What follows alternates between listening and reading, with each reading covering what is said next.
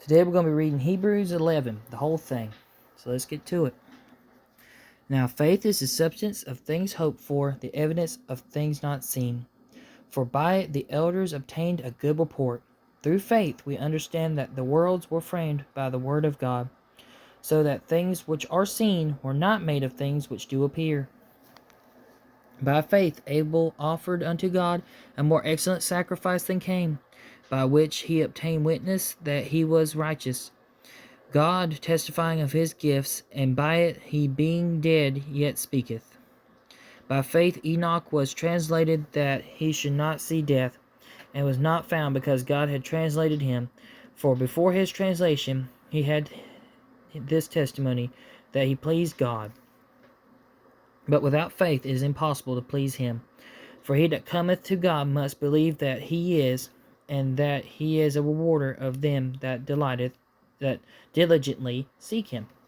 By faith Noah, being warned of God of things not seen as yet, moved with fear, prepared an ark to the saving of his house, by the which he condemned the world, and became heir of the righteousness which is by faith. By faith Abraham, when he was called out into a place which he should after receive for an inheritance, obeyed, and he went out, not knowing whither he went. By faith he sojourned in the land of promise, as in a strange country, dwelling in the tabernacles with Isaac and Jacob, the heirs with him of the same promise. For he looked for a city which hath foundations, whose builder and maker is God. Through faith also Sarah herself received strength to conceive seed, and was delivered of a child when she was past age, because she judged him faithful who had promised. Therefore sprang there even of one, and him as good as dead, so many, as the stars of the sky in multitude, and as the sand which is by the sea shore innumerable. These all died in faith, not having received the promises, but having seen them afar off, and were persuaded of them, and embraced them, and confessed that they were strangers and pilgrims on the earth. For they that say such things declare plainly that they seek a country. And truly, if they had been mindful of that country from whence they came out, they might have had opportunity to have returned. But now they desire a better country, that is, a heavenly. Wherefore God is not ashamed to be called their God, for he hath prepared for them a city. By faith Abraham, when he was tried, offered up Isaac, and he that had received the promises offered up his only begotten son, of whom it was said that in Isaac shall thy seed be called, accounting that God was able to raise him up even from the dead, from whence also he received him in a figure. By faith Isaac blessed Jacob and Esau concerning things to come. By faith Jacob, when he was a dying, blessed both the sons of Joseph, and worshipped, leaning upon the top of his staff.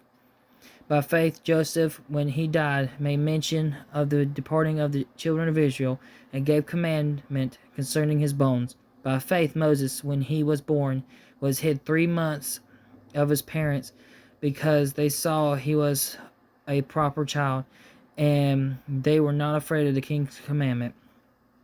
By faith Moses, when he was come to years, refused to be called the son of Pharaoh's daughter, choosing rather to suffer affliction with the people of God than to enjoy the pleasures of sin for a season, esteeming the reproach of Christ greater riches than the treasures in Egypt, for he had respect unto the recompense of the reward. By faith he forsook Egypt, not fearing the wrath of the king, for he endured as seeing him who is invisible. Through faith he kept the Passover, and sprinkling of blood, lest he that destroyed the firstborn should touch them. By faith they passed through the Red Sea as by dry land, which the Egyptians assaying to do were drowned. By the faith the walls of Jericho fell down after they were compassed about 7 days. I'll turn the page.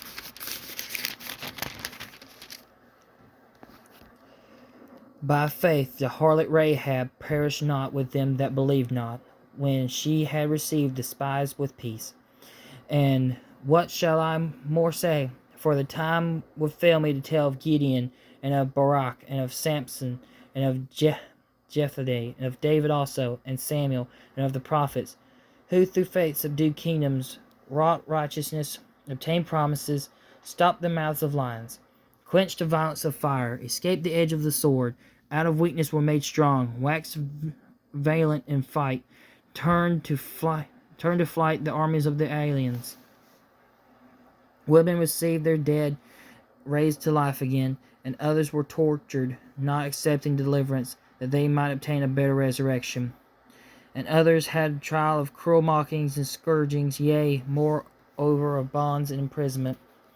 They were stoned, they were sawn asunder, they were tempted, they were slain with the sword.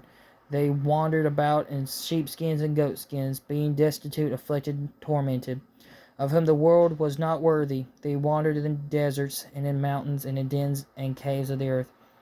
And these all, having obtained a good report through faith, received not the promise, God having provided some better thing for us, that they without us should not be made perfect.